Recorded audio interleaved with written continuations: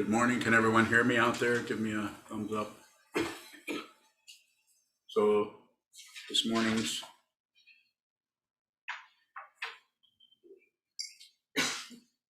Dharma talk is, again, another title, on jealousy. And someone remember what it's called? I think you titled it, Where is the Jealousy? Where is the jealousy? So the idea of where is the jealousy is something people have been asking about. This is we talk about jealousy all the time, and psychologists have all kinds of ideas, and we all have Buddhist teachers. Everyone has comments on that aspect of passion and that aspect of territoriality, thinking that you own something that you may not, or that you want to own something that you don't have, which might be more like envy.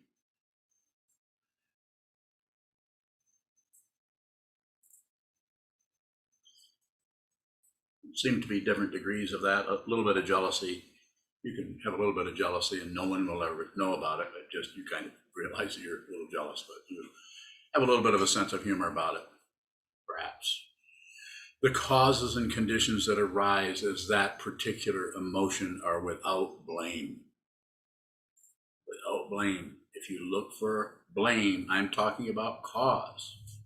This is what modern therapy psychologies do. And does it work? Yeah, somewhat.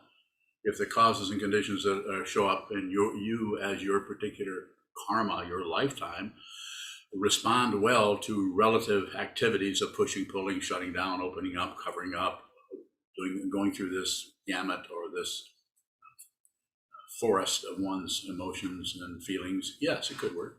You could relatively change things. This is what Atisha's 7 Points of Mind Training is talking about all over the place. All of his ideas, his 51 slogans: do this, do this, do this practice, do this, and move this over, you can move this way, or this will help with this particular dynamic.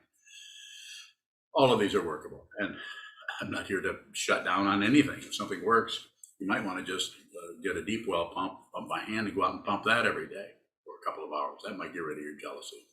I just thought of that. I'm just so creative. So what am I saying? I don't know what I'm saying, but the direction I want to go with this, before I even come in here, I have no idea what I'm going to say. And this time, this is very rare for me to do this, is I brought in my smartphone. Excited about that? Neither am I. So, but there's something in here that I didn't want to type it out, but I want to read, and that way you can go back in here at some point. And while I'm in this, I'll respond to my son. Said, Happy Father's Day. You would have to say that while I'm in the Zendo. Thank you very much. Yes, it misspelled Zendo, but I left it because I think he might know where I'm at.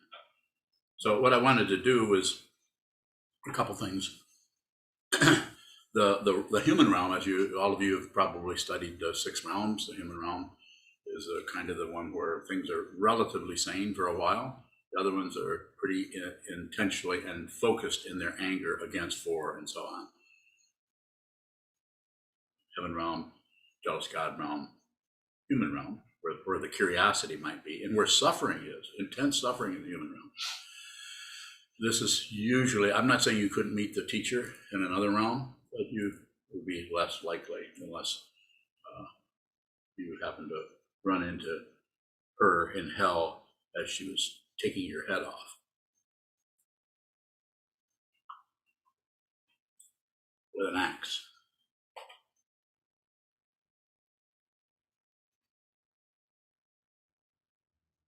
So human realm, the kind of jealousy or insecurity that shows up in that area is more workable than the one that would show up in the realm of the hungry ghosts, where you have to have that, where nothing else is important. You have to have that, or you if you lose that, or you have a fear of losing something. You haven't lost it yet, but you're so terrified of losing it that what shows up then is commonly called paranoia. something's going to get me, stop me, take away my stuff. I'm going to lose. I need to lock all my doors, close the windows, and maybe just burn the house down so nobody can take anything. So there's a softer kind, which is more workable, could get difficult in the human realm. And then when it gets into that other mind space where there's some kind of demand based on fear of losing, fear of not having, fear that someone's crossed over your borderland into your area, so they're taking something that belongs to you, or there's threat that they're taking something, or someone has something that really, or just received something that well, that should have come to me. I should be the one that gets to have that, do that, say that, be that. What do you do with this? You don't correct it. I mean, although the world is saying, and you'll say to ourselves, and I might even say to you, don't be jealous. At the same time, I'm saying, I know it's ridiculous to tell someone that. It's more about the person not wanting to be around someone who's jealous, because it's difficult, especially if you see that there's really no reason for this intense emotion. I haven't really lost anything. Maybe the threat of losing something is the most intense kind of jealousy. It hasn't even happened. It's probably broken up lots of relationships, lots of marriages, lots of student-teacher relationships, more than likely, down through the years, down through what? Misunderstanding. It's not that there isn't a cause, but the cause that most materialists, whether psychological, social, material, spiritual materialists, go for is some way to stop that so they can fix this. It shows up as relative truth that's workable. Sure, certainly there is some way, there is some cause, this cause that, cause that, cause that.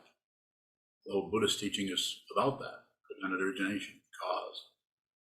It's just that if you're going to go to cause, let's go to the first cause. Can you find it?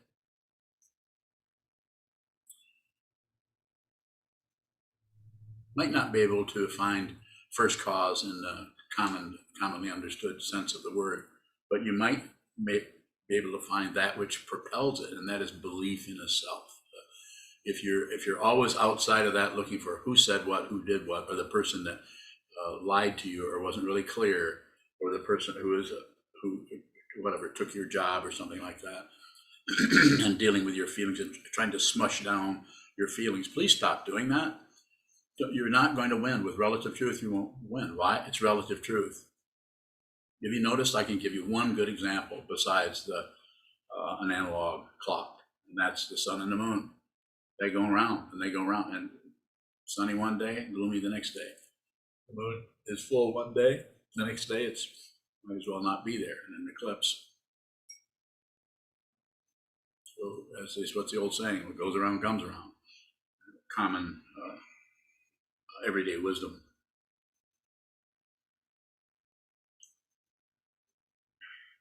So all improvement, relative improvement, is going to end in losing that at some point. It might last for a little while. Pardon me.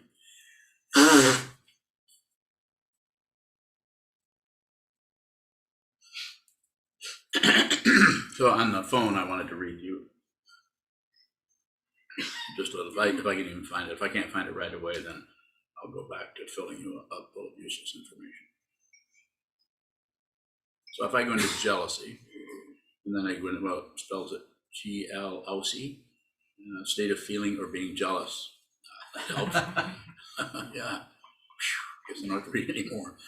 People also ask, what is the main cause of jealousy? What is the emotion behind jealousy? How do you explain jealousy? What does jealousy do to a person? And then there's jealous psychology today. Why am I so jealous? Is jealousy good or bad for it? I don't know what the rest of it is. Can animals feel jealousy? Well, that's an important question. And then it goes, there's just therapy, and there's all kinds of promotions for therapy.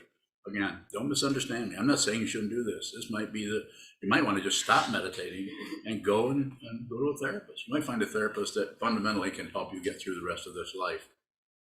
But that's just the point. The rest of this life. Is that enough?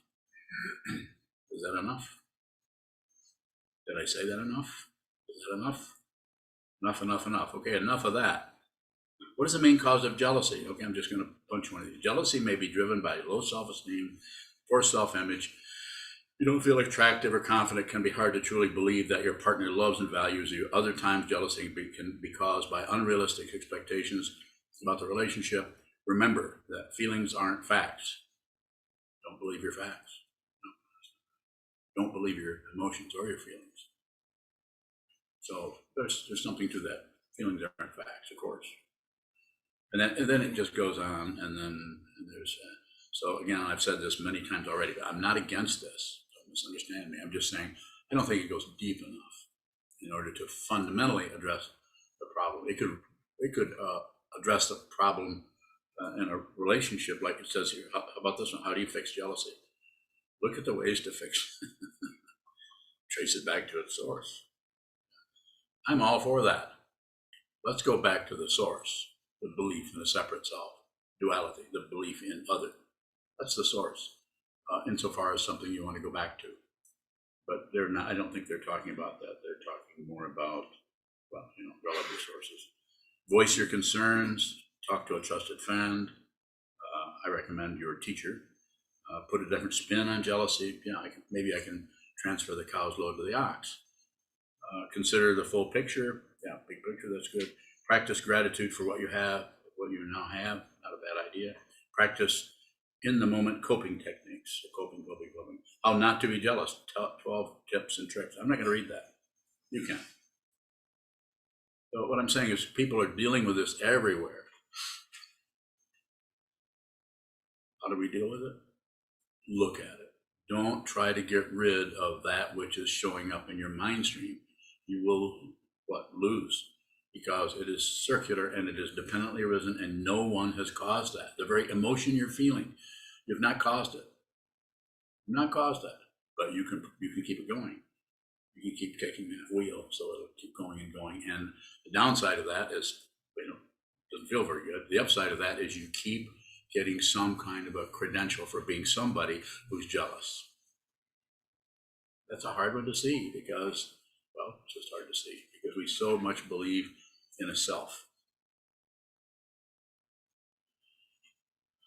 Hard work. It's hard work dealing with emotions that come up when you're here and something else has happened over here, and you notice that you're not. You just did something, and somebody else is getting the credit for it. And especially in the Dharma, if you're a monk and someone else is getting anything that you think you should have, you should be very, very happy for them. Crank it up. If you're a monk, everybody else, do whatever you want. And when I say do whatever you want, you might want to try being kind to the person that you're jealous of. You might want to rotate it slightly and see if you can't be happy for someone else being happy. Not so easy when you're the one that should have gotten that. It's like just a justification of that. It's just like, I did that and they're getting credit. Shouldn't I?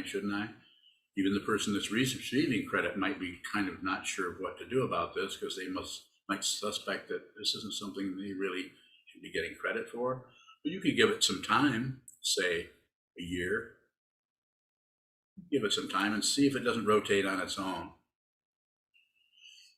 Or the person might come back and say, a day later, 2 days later, I realized that what was being said was about something you should have been receiving. Give the other person a little bit of time to be not only a human being, but to be genuine, to be sincere, and to be aware. Respect people's confusion, starting with your own. Stop trying to improve. I don't care what the texts say. If the texts say something different, then go read them. But if you're listening to me, I say, don't fix it, look at it. Don't fix it, look at it. Don't fix it, look at it. And why do I say that? Because if you're trying to fix it, you're working on something you don't even know what it is.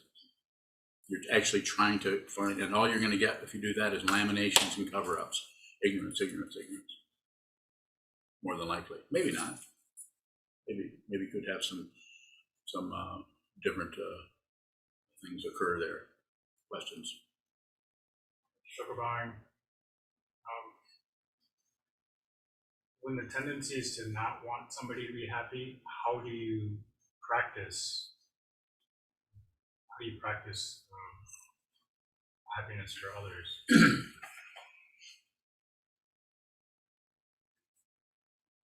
So let me make sure I'm understanding your question. Are you saying that you're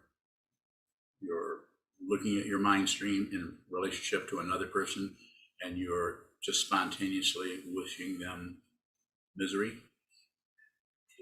Sokuzan, yes, when it's associated with jealousy, sometimes it seems like there's an aspect that doesn't want that person to be happy. Very good. So what you can't ask this question unless it's not a compliment for you at all. Don't compliment anybody. Well, a couple people. I lied, but I get to do that. I can lie all I want. You can't. Don't lie. So just look at it. I know that's painful, and I know that you're pretty aware of that. You couldn't even ask that question. So a lot of times people won't acknowledge that they have that kind of a secret wish, or just like, I really would just wish they'd die, or somebody would kill them, or they would be miserable, or they would fail at whatever it is they're trying to do. So insofar as you can, just receive it. And the kind of awareness that it takes to be able to even ask such a question means that you're looking at it. You can't ask that to me, who is your Dharma teacher. Not only that, with the witness, all the Sangha sitting here witnessing you. You and I have been working with that difficulty you have in that area for years. Come on. Sokuzan, what does it mean to receive that negativity when it seems like there's a spontaneous trying to change that or extend that into bring someone else first? So again, just that you can say that, I'm saying just watch that tendency, watch the impulse. Perception impulse. What is third skandha? Perceive something, and then an impulse arises to do something about it, to connect up with the other skandhas, you could say. Turn it into thoughts, fourth skandha. Go back to the emotional area of the feeling quality of that perception. And then just keep joining everything together so you have this cage of your reflections, as Nagarjuna would say. You have this trap that you're trapped into, this dynamic called me and my stuff, my thoughts, my opinions, my hopes, my fears, and my irritation about others that are doing something I don't want, or getting something that is mine, or interfering with me in some way. Sokuzan, in Chogyam Trungpa's book, when he talks about the human realm, Which book? Transcending Madness. All right. He talks about jealousy as having a poverty mentality. So what is the basic view that someone has towards themselves when they're experiencing jealousy? So it can show up, there's several different ways or layers or qualities that can show up, but one of them is just feeling you're worthless, and you feel better if you get this, or appreciated, or complimented, or considered, or or you have a relationship with somebody that you only feel really good when you're in that relationship dynamic. And if you feel like there's any threat of losing it, even though you're not going to lose it necessarily, but just the threat that you might lose it is enough to trigger that kind of paranoia, which of course blows the relationship out of the water, as I'm sure you know. So just put others before yourself, especially close relationships. You have to put that other person before yourself. The teaching person, in any case that I know of, is always doing that. You may not feel like I'm putting you before everything else, but when I'm looking at you, there isn't anyone but you. There isn't even anyone here. If you realize that, the work is done, but it might take 30 years, maybe 25. How long you been doing this?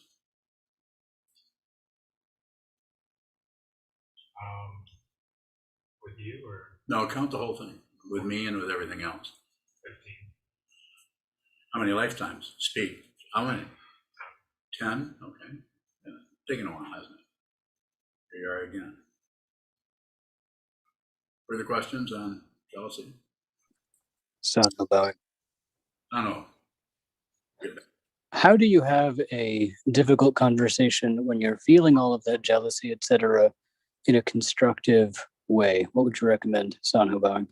I don't use the word constructive because it's not wrong, but it's a way of working with psychology and way of working with our general idea of materialism to do things better, improve, and all of that stuff, which is relatively is correct. There are ways to improve lots of things, but it's relative. And so therefore, it's workable in a relative way.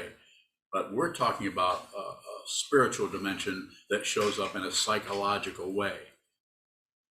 I'll say that again. No, I won't. You heard me. And so therefore, don't worry. You can look at the construction that's already occurred rather than try to get in and further construct and make and shape something so that you'll have a better result. Materialism, trying to use spiritual techniques to get somewhere. Cutting Through Spiritual Materialism is the book that turned me into this path and helped me find a true teacher. So what I would say to follow up on what I just said, don't do anything. Look at the confusion. So it's not that, Sanho, it's not that you wouldn't do something constructive. You might, but that constructivity, that's even a word, would come out of an incredibly powerful and intense, not relative, awareness of what the situation was, of what the whole structure of your relationship to another person, if that's what we're referring to here, so that you don't go in and spontaneously repair, fix, shape up, turn about, shut down, open up. You don't do anything with it. You just receive it. If you receive it, you will begin to see fundamentally what it is. What it you see what it is. And it's not a what that's that's what it is. You won't have that kind of feeling. Seeing what it is might be a lot more disappointing than that, rather than some kind of aha feeling. Aha feelings are for forensic scientists. Further question? Sokuzan. Question from Shane. Is jealousy a reference point between the perception of self and the perception of other? No.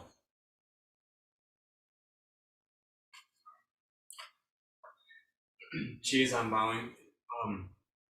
Is there any way to distinguish within jealousy when, is there ever a validity? Is there ever something where we need to actually function out of that? Out of the jealousy? Mm-hmm. Yeah, get your butt to the wall and take the rest of the body with you. Just a butt alone won't do it. So somewhat, we don't do something about it relatively, but we receive relatively. So we have to receive the intense relativity that's so distasteful. Our own emotions about somebody's about ready to do this or do that, and it's causing jealousy or feeling like we're not being respected, or we're losing what we deserve, which can show up so many different ways, or we're about to lose it, or we might lose it. Stay on receive as much as possible, especially through your own mind stream. That those reactions, those so-called conjunctions of thoughts and emotions where they come together and get very crispy and mushy at the same time. It's like a bad sandwich. It's like it comes together and it hurts. It's sad, and it feels like we're a failure, and it feels like we're never going to get this down. And so sometimes the only way we can get out of it is to express it. So it just hurts and it hurts and it hurts. And then we find somebody, especially find somebody that's really vulnerable, because we want them, as Shoko was asking about, we want them to hurt the way we're hurting. This is how a dictator, world scene dictator, he, she, they, usually he, gets rid of their the terror that they have about oblivion or about going away or about losing their life or death or however you want to say it. And they inflict that terror. They get rid of the terror by spreading it all over. Read Timothy Snyder's book, The Bloodlands, about what happened to the Russians in the 1930s. Millions of them were starved to death by an insane dictator. And that can happen again, and it probably will. Probably will. So train your mind. You're not going to be able to stop that. The momentum behind that on the world scene is too powerful. I'm not saying you can't go out and carry signs or join movements. Please go for it. If you want to do that, do it. But you might want to spend some time finding the dictator in here. This is the problematic dictator, not the one in the world. Though that one is certainly problematic, yes. Stays on buying. When the relative situation may validate how we feel, there may be something occurring that might not be relatively valid. How do we acknowledge that or delaminate ourselves to see that that's not the totality of what is occurring? Well, you just said it. The way you ask the question means that tells me that you're looking at it. So I would just say, just continue in that way. And if you continue without any fluffing up the passion, aggression, and ignorance, the grasping, explaining, delineating more than you already have, or being aggressive or pushing, or shutting down on certain facets of it that are too uncomfortable to look at, then the very situation you're describing starts to change because of what? Impermanence. The only thing that appears to last is that which is fiddled with. We fiddle with stuff and it looks like it's going to last a while. But if you do nothing with it, everything starts to come apart. We would still be living in caves, which might not be a bad idea in some ways.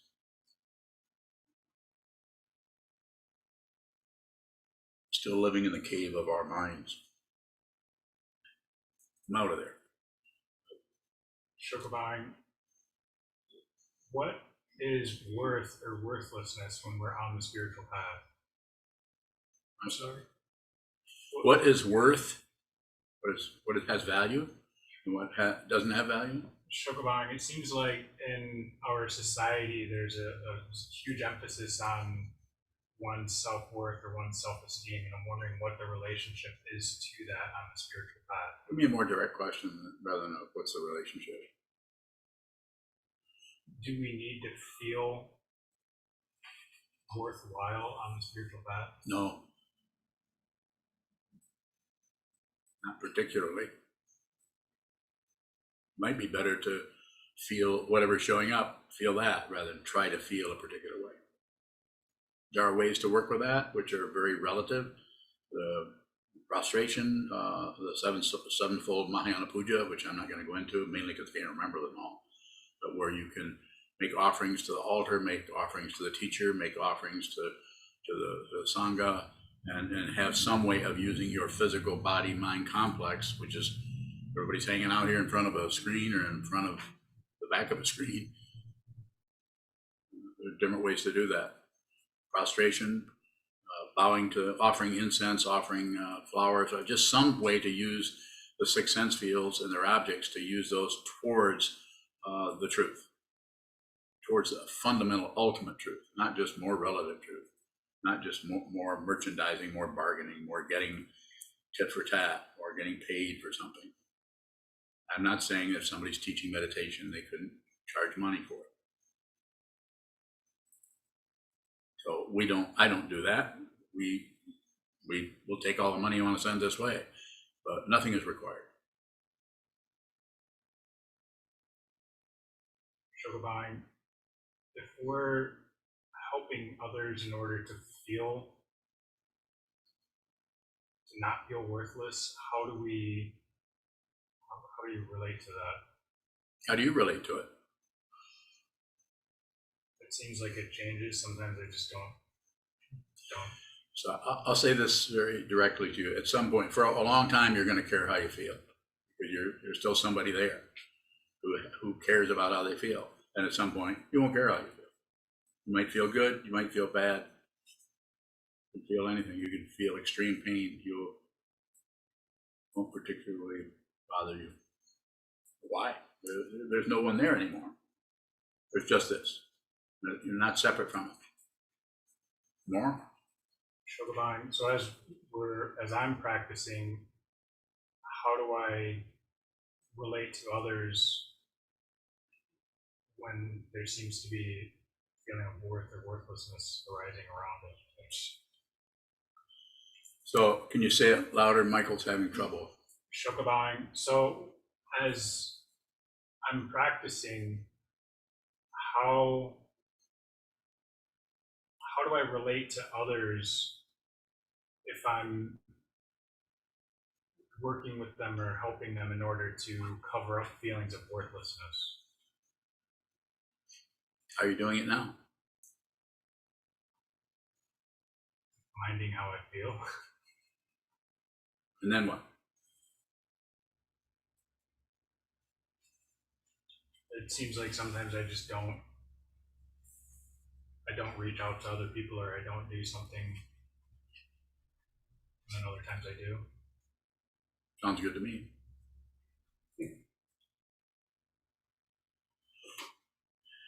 Return to the vow, return to the vow. You're a fully ordained monk. I might respond differently to someone else, but you live in a monastery, you've been here for years.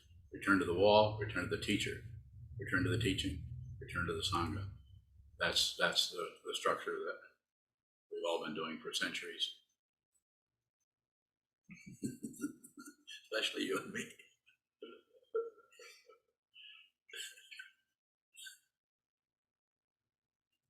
Yes. Is there a way to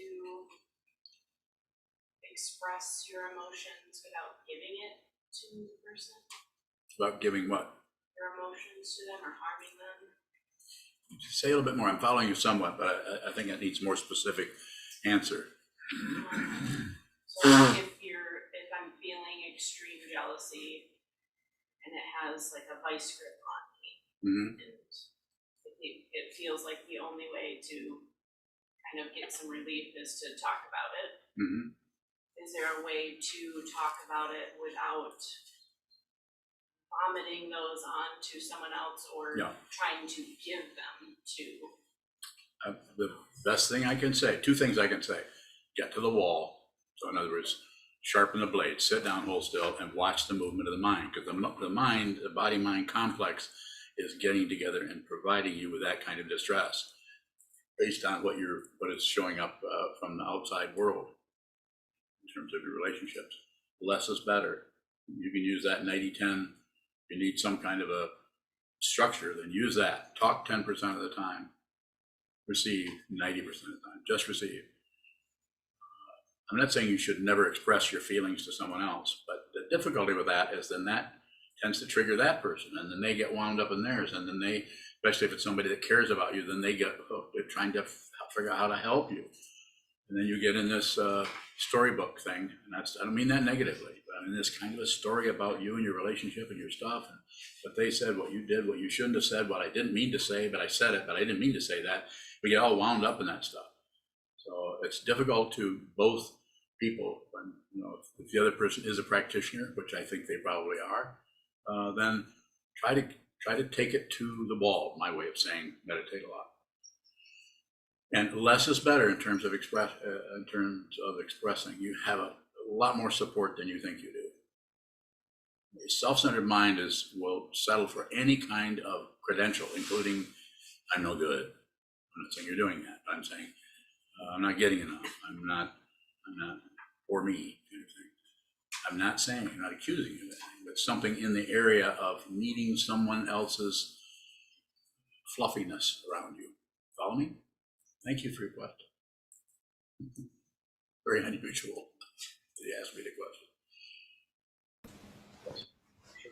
When you say that a little bit of expression about how someone is feeling is okay, what is that?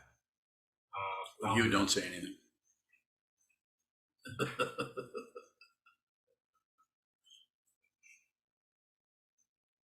What would you tell him? You wouldn't. Humor among monks is not all that funny.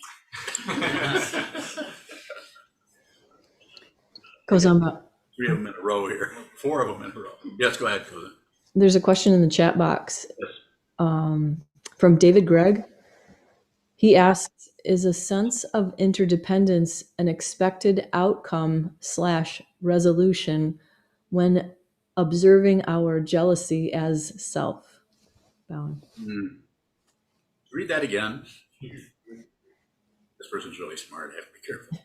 Is a sense of interdependence an expected outcome / resolution when observing our jealousy as self? Damn if I know. Stringing words together like that, maybe you know. Slow down. Just look at it. Don't abandon what arises, jealousy or otherwise, for naming it. Don't even be able to experience jealousy without even giving it a name. As soon as you name anything, you abandon it. Oh, it's just me. I don't abandon anything. I can't. I'm trapped forever. Yes, sir. Michael Bowing, is there ever any resolution?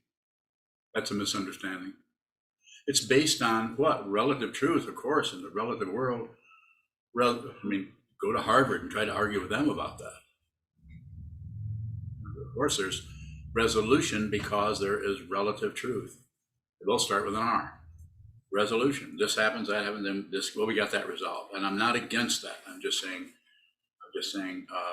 you can't apply relative truth to the spiritual path, other than to get you to the spiritual path. That's why we have the provisional teachings of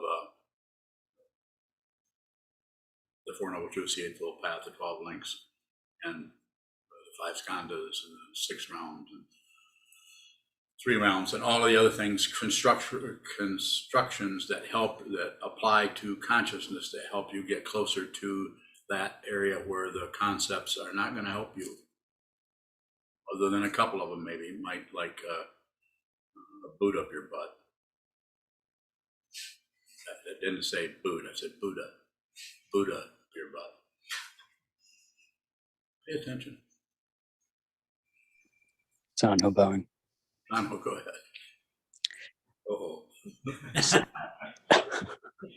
ahead. Someone might be in pain, they're aggressive because they're in pain, you receive the aggression, they become more aggressive because they feel dismissed. How do you receive that dismissal, Sanho bowing? I think it's perfect. I can't imagine, and just continue. For them to be more aggressive, fundamentally, that may look like a failure to you, but no, they actually feel like they need to, they don't have any mind training, more than likely, so they're going to be more aggressive. So ego mind misinterprets that as, after all I've done for you, and here you are being more aggressive with me. But actually receive it, gobble it down. You can do it. You don't need the results. You don't need results from something. Just receive it. Fundamental kindness,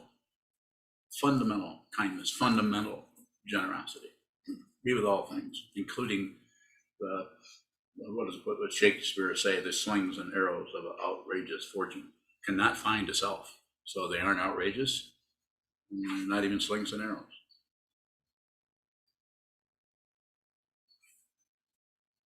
Another question from Shane.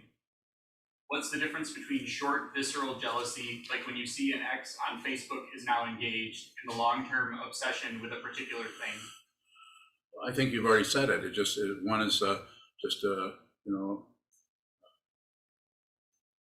something going thump in the night, and the other one is living in a haunted house.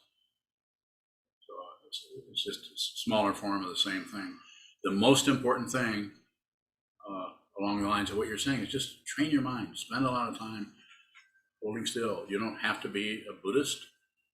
It's going to help you if you do tie in with the teachings in some way, but not required. What is required, as far as I'm concerned, if you don't want to be miserable or have that go light and dark right now, up until the time you're my age or older, or maybe on your last few days incarnated. Then train your mind. Find out who you are, so there's no doubts about it. You don't have to check in with me at all. Do whatever you want. But if you're listening, you might want to make sure that you train your mind. Get up every morning, spend some time sitting down doing nothing. Maintain nothing. Now, depending on your style, your personality, the causes and conditions that arise as your particular sun sign, here you are, you might be able to just sit there for hours at a time. Another person can only sit still for maybe 5 or 6 minutes. They need to move around or shuffle around, but just return to the stillness. The stillness will help you see more clearly the movement, and the movement is dependent origination, and that's the big confusing part of being a living being. We're so identified with somebody, a body, mind. As Dogen said in the 13th century, the founder of this particular lineage, the Soto lineage of Japan, Soto Buddhist lineage, coming out of ancient Chan Buddhism, and then before that, Indian Buddhism from the Tathagata. Drop off body and mind. What does that mean? You walk around thinking about stuff and drop off body and mind. Find out. He didn't particularly explain it. I think there is a short fascicle on what he meant, but he just is still more confusing to read. Read his description of it. It's like, I'm sure he's having a great time in the Dharmakaya, looking down and thinking how hilarious that is. People trying to figure out, how do I drop off my mind and my body? Is he saying I should kill myself? Should I not think? Should I? Find out. And what we do, if you listen to that, drop off body and mind, you begin to see the attachment we have to the body as someone. You're not your body.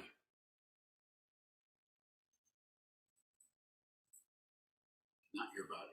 You're not your mind. In order to drop that, you have to see the way in which you cling. So you can't push it away. You have to look at the clinging, look at the jealousy, for that matter. Look at the jealousy that clamps down and makes us feel like somebody who's not getting their appreciation they deserve. So they're jealous of somebody who is getting that appreciation. Sokuzan, is the jealousy that arises when you're not being given attention similar or the same as attention, the jealousy that might arise in stronger forms like interpersonal relationships? Oh, I think so. It would depend on the dynamic, but yeah, that's like if I'm sitting in the white Tara there, and I'm sitting there and I'm looking at my empty plate, and I'm looking over and seeing you having fun talking to, I don't know, Cheza. I think, why aren't they looking at me? Why aren't they talking to me? Is that what you mean? Yeah. Don't do anything about it. But don't stop any feelings that show up. The feelings that come up, be kind, be generous, give all of those. Receive anything that comes your direction. Anything that knocks at the door, let it in. So, and without the particular added expectation, well, if I keep doing this, maybe it'll go away, or maybe it'll hurt less, or maybe there's no, that's materialism. There's no guarantees. One of the kindest things that Trungpa Rinpoche ever said is no guarantee. In the Guardian, even in the 2,000 years ago, say, you may awaken, you may not. 2,000-year-old joke.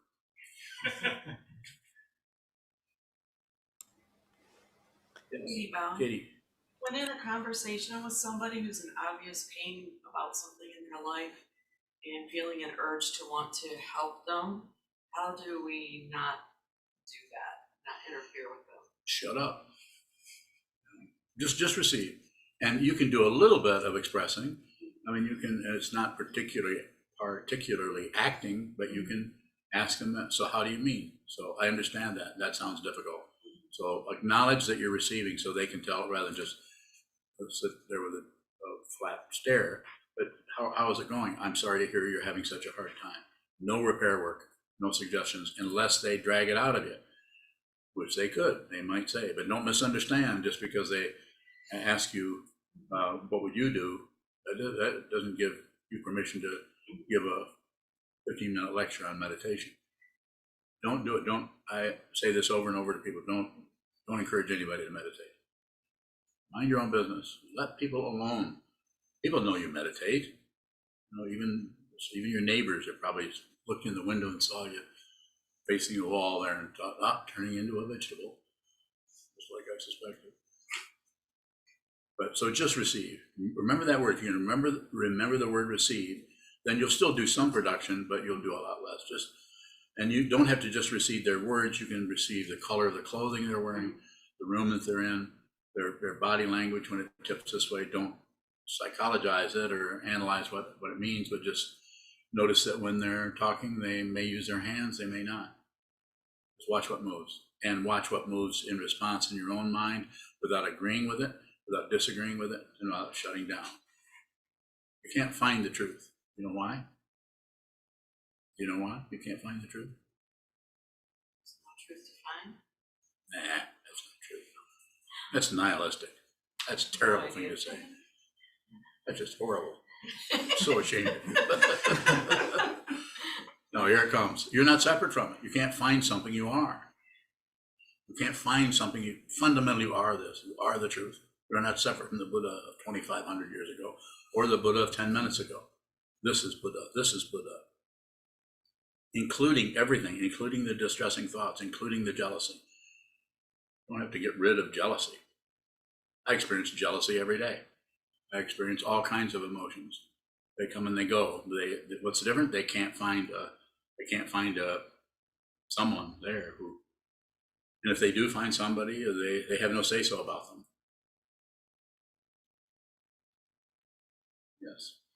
Shogabang, when Jugin talks about the human realm, he talks What about makes you think you can call him by his first name? Okay, go ahead. Don't choke him. He's not here.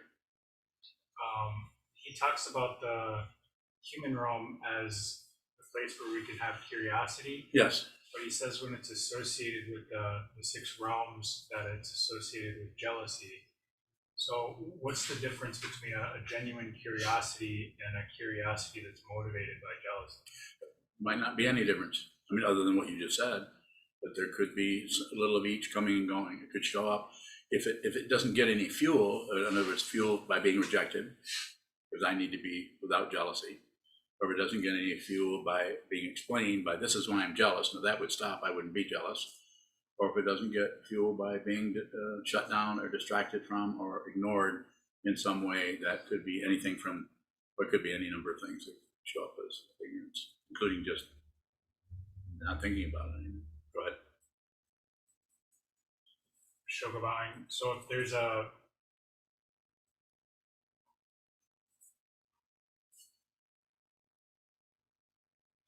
sense of a poverty of like I'm not awake but you are, and then there's a desire to want to be or get that, does that kind of a question prevent us from being able to see? I don't think so. Talking about the teacher-student relationship?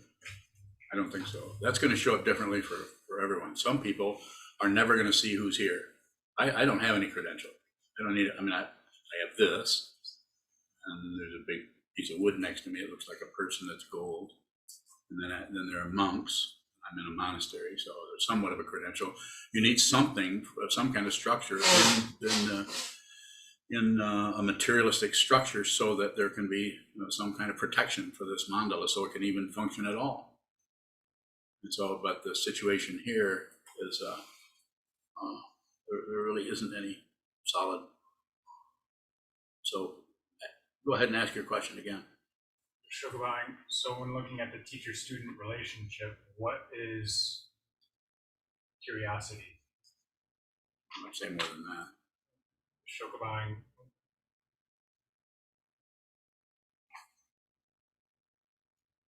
is there,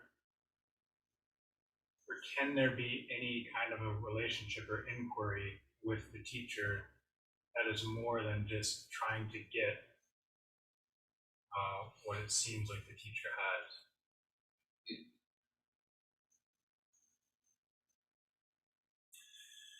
There again, it shows up differently for each person, each student, but just if this is a true teacher, then there won't be any claims. They won't claim to be a true teacher necessarily.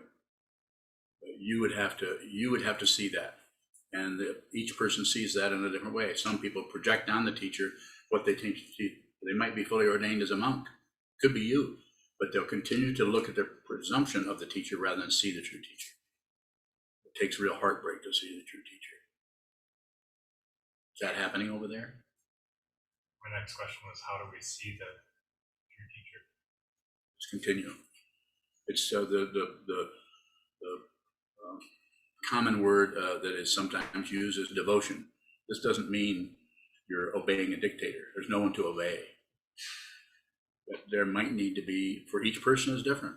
Some people set up a standard and then they just look at that. And teacher can see that, but that teacher, he or she, can't do that for you. You have to come to the teacher. This has been going on way before Buddhism. This is happening in all the indigenous areas and shamanistic areas and the Pern indigenous culture of ancient Tibet, and in Buddhism, and in Tantric Buddhism, and Zen Buddhism, Chan Buddhism, Theravada Buddhism. Teacher, teaching, community. More?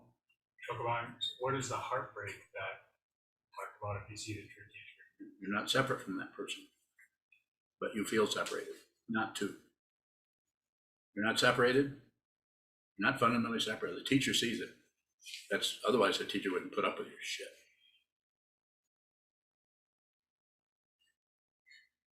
But you don't see it yet, but you will. Teacher may be long gone before that happens. Both of mine were dead before I saw it. Good luck.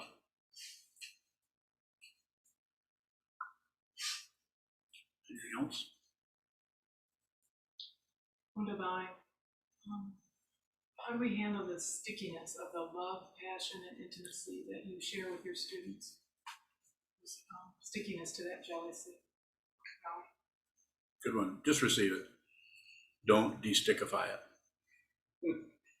I mean, don't try to soften it or take it away or see that it's not. You're not separate from that. It's not something else. Go ahead. Divine, how can we allow the teacher to have multiple relationships at that level? The teacher can do that because that person isn't a separate being anymore. So therefore, they are whoever they meet. I don't mean this some kind of whoop-de-doo.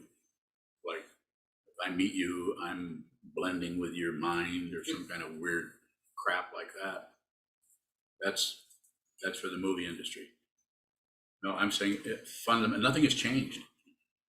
What is going on? If nothing has changed, what is going on?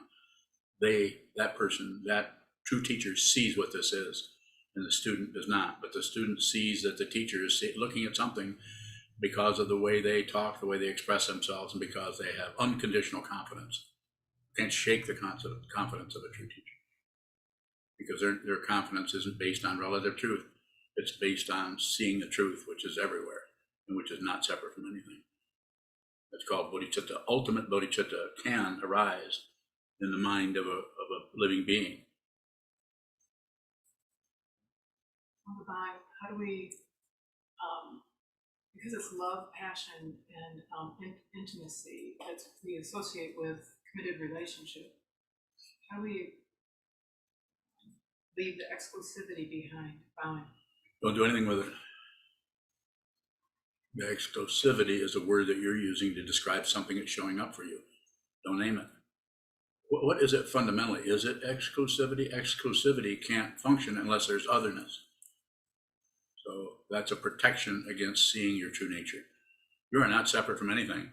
You're not separate from me. You're not separate from this altar. You're not separate from anybody on this screen. It just looks like it, and it's an intense illusion of otherness or duality. More? Thank you for the questions. Toji. Toji Bowen. Can we see the teacher except through the lens of being a relative being? Not right away. That's why it takes some practice. That's why when you meet a teacher, when I met my teacher, I was totally freaked out and worried, and because I knew when I read Cutting Through, and I could feel it. I don't know if I want to do this or not. This looks dangerous. And what was it dangerous to? Me. I want to do this myself. I want to attain enlightenment myself. I don't need help from some Tibetan guy. But I did. Yeah, go ahead. Where you going? Is there a need to sort out how we see the teacher, projections of ourselves that are put on the teacher? How do we deal with what we might be projecting? You just look at it. Don't sort. No sorting. Just look. If you sort, then it starts to spin. The very act of sorting works if you're working in a library. It works fine in relative truth. It works great. One of my favorite people here is an accountant. Is that embarrassing?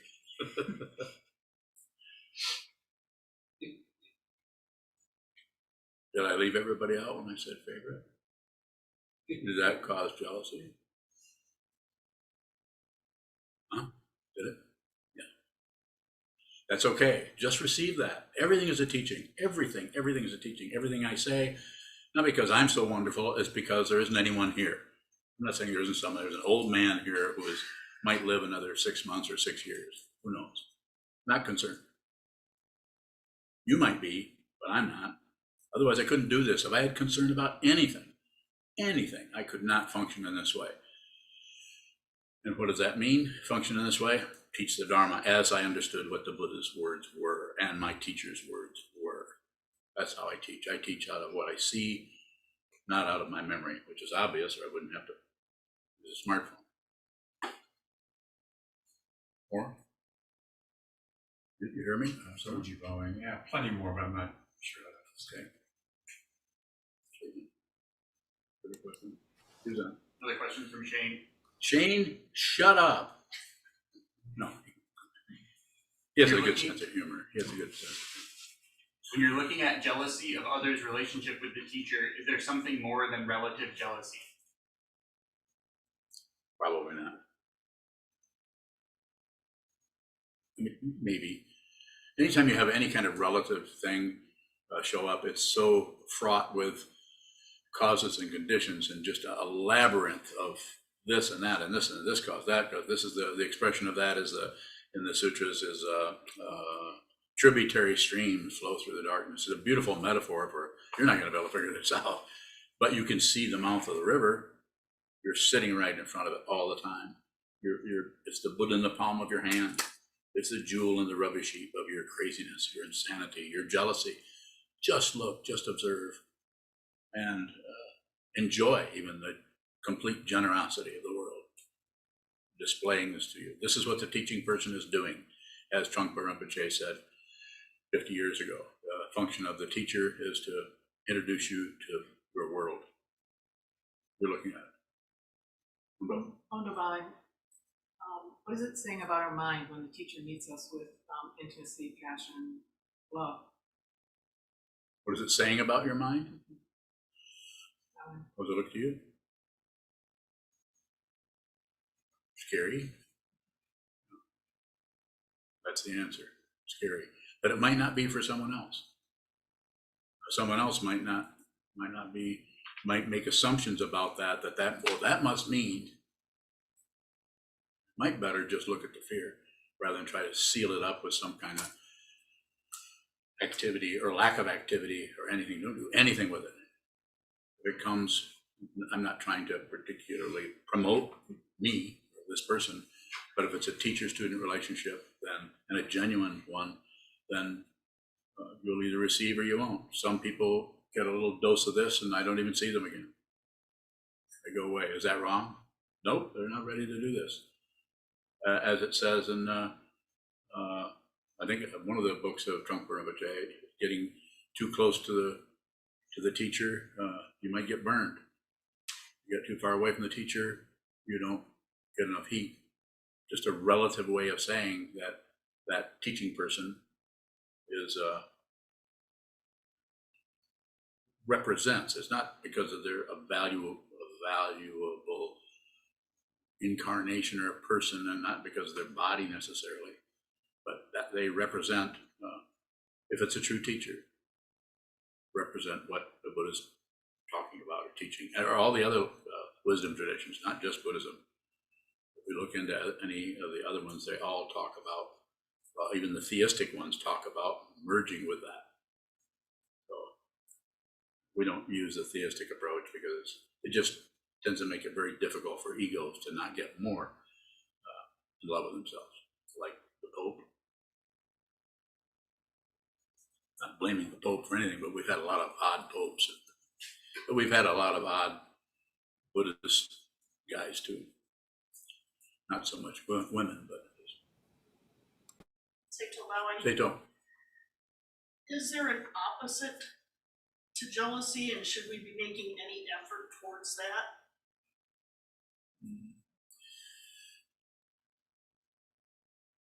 so if we talk about it relatively, then the opposite of jealousy would be wanting that person to have that. You see the value in something someone else is getting, and just to turn it around and say, no, you could say it in your own mind stream. They might not know it, but you could say they should have that. So there could be a little bit of that going on, but that would, I would think that would be showing up spontaneously rather than some kind of a practice.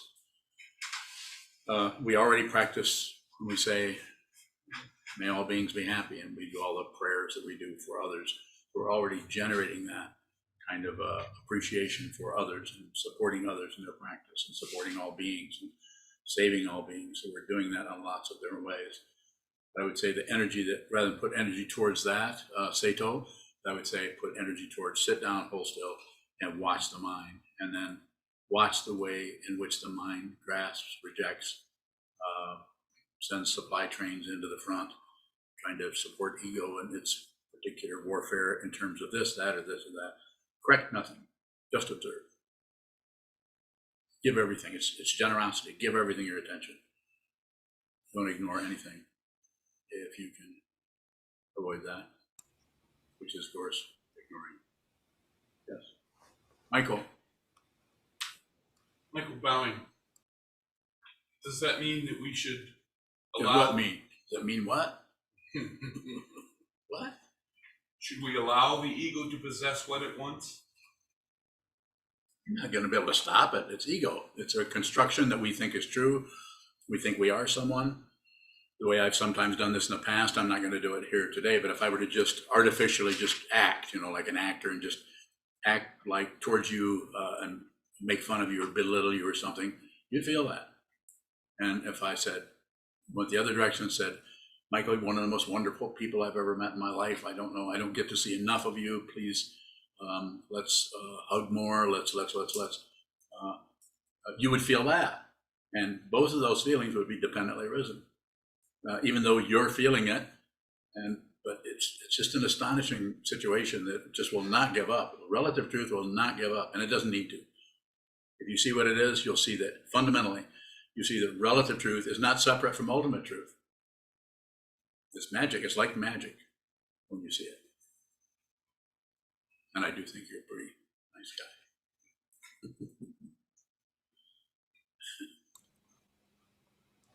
guy. Kozan, Yes, go ahead. Kozan. a question in the chat box from Yuhong. Young. She asks, if I am aware, is that okay that I look at jealousy as motivation? Bowing. Yeah, the way you're knowing you a little bit, I don't know you real well, Yuhang, but I know you enough to know that because of the way your intellect seems to work, I would say yes. With that question, if I got that from someone I didn't know at all, wouldn't respond so readily. But I would say in your situation, yes, you could use it as motivation. Yuhang. Question from Marco in the Netherlands. When will I be ready to hear what you're saying? Yes, I want to catch you. Oh, you're ready now. You're hearing it now. You're responding to me. How do you spell the name? Marco. Okay, in the Netherlands? Is that close by?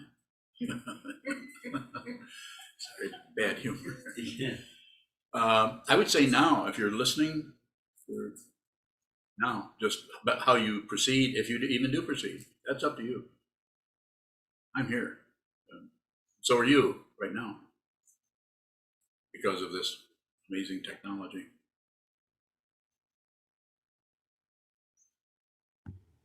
Sokuzan bowing. Sokuzan. You've said in the past that intimate relationships are like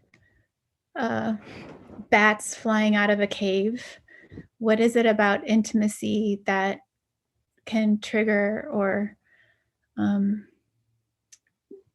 like create negativity to arise? Bowing. So the downside, the upside of the intimacy is it's wonderful, but if it's two people who are just are functioning in their with their karma, with their causes and conditions, with their frustration, and they're trying to get rid of some stuff and enhance other stuff. Then when those two come together, of course, it's very dependent on who they are and what their so-called past history is about, including past lives. I never eliminate that. Then this, because of the timing, because of all the causes and conditions that arise as our apparent beingness in a world, in a human form, in a so-called life stream, mind stream, that sometimes when those come together, in certain ways, that some things that are difficult in one person bump into things that have not been seen by that other person themselves. They've not transcended their personal self. Excuse me. And so therefore, it can show up as a teaching. That doesn't mean that the other person is your teacher necessarily, although it's a good idea to think of your partner as a teacher if you can. I think it's helpful. I've certainly done it in the last 50 years, if you can. So I think it's so variable. In your situation, you're fully ordained as a monk, and you're a very close student of mine, and we talk all the time. I would say we would just continue in that direction. So, and I'll support you doing that. Just continue to look in that cave. Don't go back in the cave, but if you find yourself situationally in front of the cave, the bats are flying out, you might want to hang out there for a while and look at it for a while. Don't run away. Don't run into the cave and try to torture yourself or overdose on karma, as if you had some say-so about how soon you're going to get this or receive that or shut down on this or open up on that. Try to control your mind stream. Just receive. The very best thing you can do is to receive the bats. And don't abandon the bats for what they mean. Don't abandon the bats for who sent them. Don't abandon the bats, using that metaphor, for anything. It's just a bat. It's just relative truth. And if you see it clearly, you're looking at the teacher. Always looking at the teacher. There isn't anything, if you're a monk, there isn't anything but the teacher, until there isn't anything but you. There isn't anything but this. Shunyata, or suchness, is not something else. It's something you're not separate from. You have to see it. The teacher cannot do it for you, but they can encourage you to keep going. More? Sokuzan. Sokuzan bowing. Yes, thank you. Sometimes the bats are appearing inside and no one else can see them. The relative outer world appears to be sane and orderly. Yeah, I know about that. So those bats and the sane and orderly, I am those bats. I don't read your mind. I don't know what your personal, all the pitter pat that goes back in your consciousness about who and what and why and where and all that. I'm not talking about that. I'm just saying, not separate. I see you. You and I have a very close, intimate relationship as a teacher and a student, and it's based on the chemistry that we have when we first met. And that goes back forever. It goes back thousands of years. You know it, I know it. And so I would say just proceed, just continue. Continue to train your mind. I'll meet you where you're at, back cave or no. There's room for another question if you have it.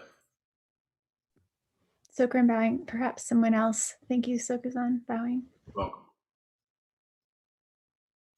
Suzanne. Another question from Marco.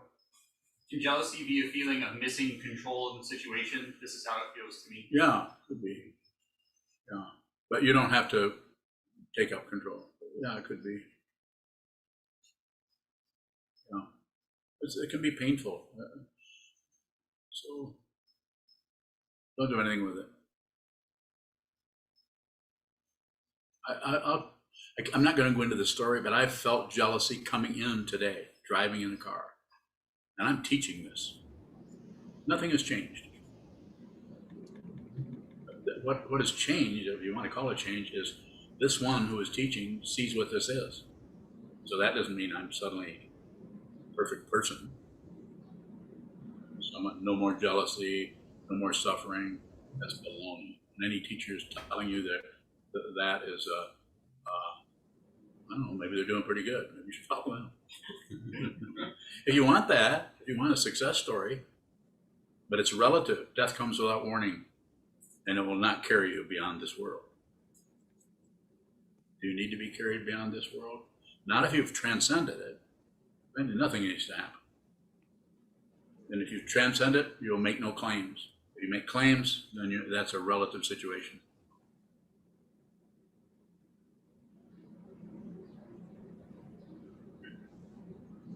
So I'm pretty confident, don't I?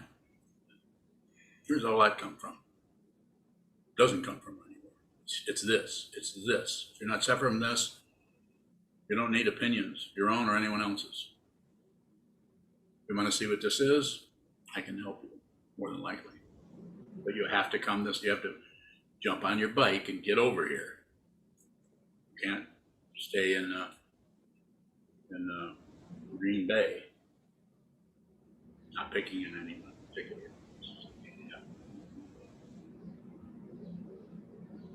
You see the truth. Or can you? Maybe. One last question and then we'll go elsewhere. Anyone? Kevin, you have a question? Kevin Bowing, is jealousy what we experience when we separate ourselves from the thing we think we want? Bowing. Sorry, that was convoluted. I saw your discouraged face. You did? Uh-oh. Oh, he caught me looking discouraged. Oh, shit. I might lose 50% of my students if they see that. So, could you deconvolute that just slightly? I'm happy to respond to it as it is if that situation, but you might get a more direct answer or response if you could say specifically what it is you want to know. What do you want to know? Well, I already asked you this privately, but I still don't get it, so I'll just ask it again. Okay. How is all accomplishing wisdom jealousy? Bowing. That's a great question. What did I say? I have to get my notebook. I think you said that all accomplishing wisdom is nothing to do. Anything that arises is the Buddha, and there's nothing to accomplish. Bowing. Wonderful. You have a pretty good memory, because I didn't say that. Yeah, it's probably pretty close to that. So basically, to put it very bluntly, jealousy is the Buddha. Jealousy is the Buddha. There isn't anything else but this. If you realize it, you're liberated. If you don't realize it, you'll fight with the world. You'll fight with yourself. You'll fight with the mind forms. See it now. See it now. Realize it now. You can do it. It might take you years, but you can do it. There isn't anything else. Everything else is warfare or peacefare. War and peace, war and peace, night and day, sun and moon, sun and moon, sun and moon.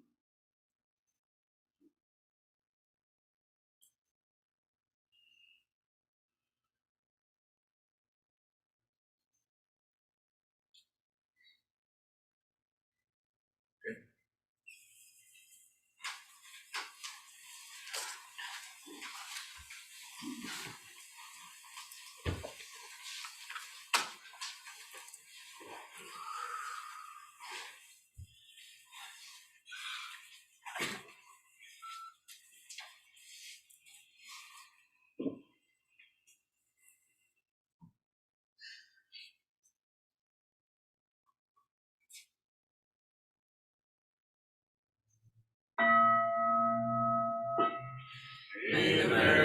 penetrate into all places, so that we and every sentient being together can realize the Buddha's way.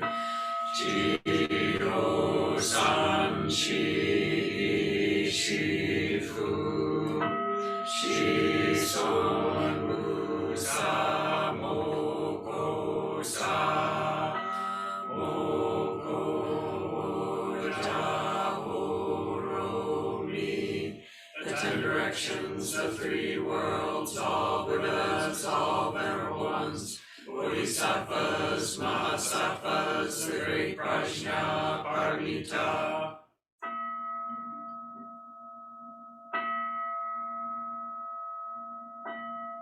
O Buddhas and Bodhisattvas of the 10 directions and the 3 times, please hear us. Please come down out of the light and protect Sokukodi Buddhist Temple Monastery, our Sangha, families, friends, and visitors. Heal everyone who is unhappy, sick, or suffering, and fill them with light.